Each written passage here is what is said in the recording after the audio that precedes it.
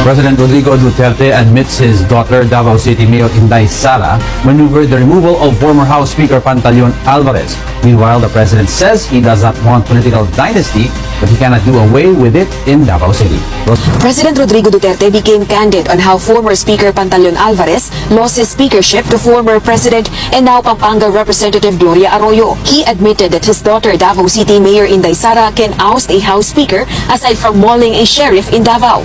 The president made the statement when he led the 44th Philippine Business Conference and Expo late this afternoon. He said that his daughter did it out of anger because of what Alvarez allegedly said against her and Father Rodi. It could be remembered that Alvarez lost his speakership just few hours before the third State of the Nation address of President Duterte on July 23. Be careful with that woman.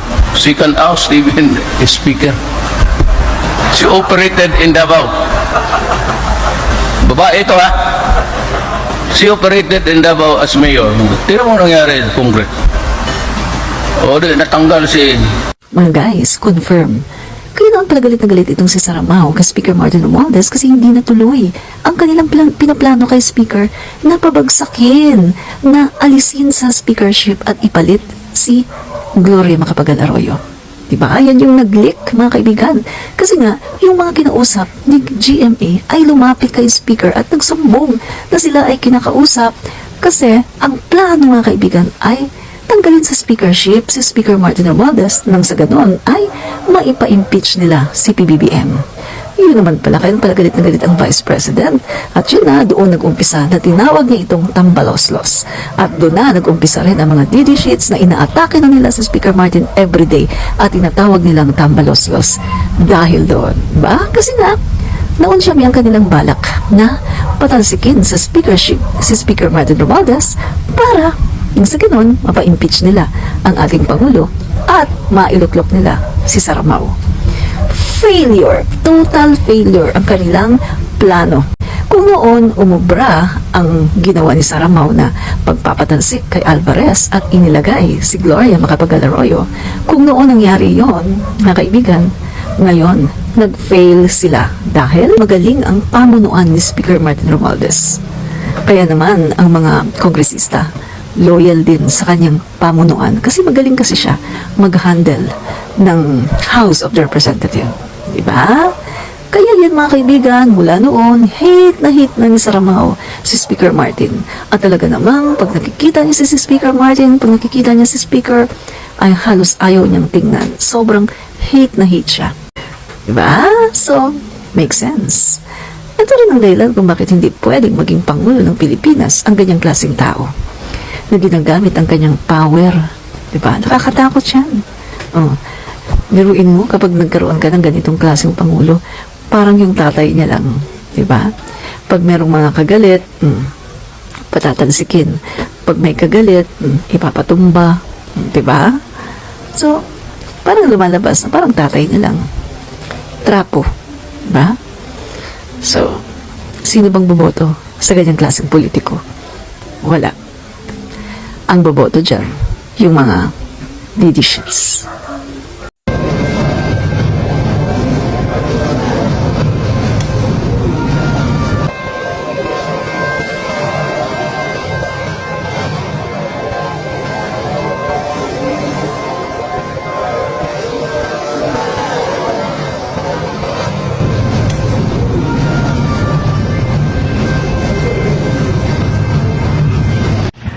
Isang magandang pangyayari lang dito sa hearing na to sa proposed budget ng Office of the Vice President. Nakita natin at malinaw na malinaw sa ating lahat na ang pag-uugali na meron ang ating Vice President at sa isang civil na society, sa isang demokrasya na kamukha natin, itong pag-uugaling ganito, itong karakter na ganito, ito yung nakakatakot. Very dangerous. Pag ito nanalong presidente ng Pilipinas, makikita mo ang lahat ng pwede niyang gawin at mai-imagine mo na ngayon pa lang kung ano ang mangyayari sa buhay nating mga Pilipino. Wala siyang gustong accountability. Magugulat na lang tayo kapag naging presidente ito. Nababaon na tayo sa utang, kamukha ng ginawa ng tatay niya. Nauubos na pala ang pondo ng Pilipinas, hindi pa natin alam kung saan napupunta. At pag nagtanong tayo, wala tayong makukuhang sagot. Ito ang malinaw na mangyayari kapag binigyan natin ng pagkakataon ang isang taong may ganitong pag-uugali. Ang tendency niya maging diktador. Kung ano yung gusto niya, yun ang dapat masunod para sa kanya. Walang transparency, walang accountability. Napakadelikado para sa bansa natin na itong tao na ito ay mabigyan pa ng pagkakataon, lalo na gawing presidente. Hindi ito katanggap-tanggap para sa mga tao na nag-iisip ng tama. Yung mga tao na talagang may pagmamahal sa bayan. Kasi ang essence ng democracy, check and balance eh.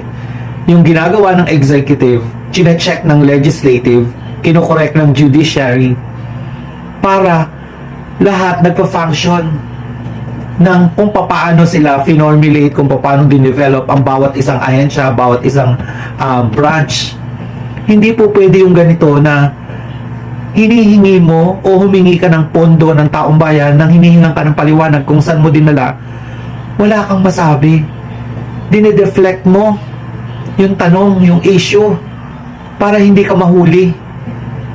Nag-attempt pa, sumulat pa sa COA, tinakot pa ang COA na wag i-share ang notice of disallowance memorandum nila sa Congress.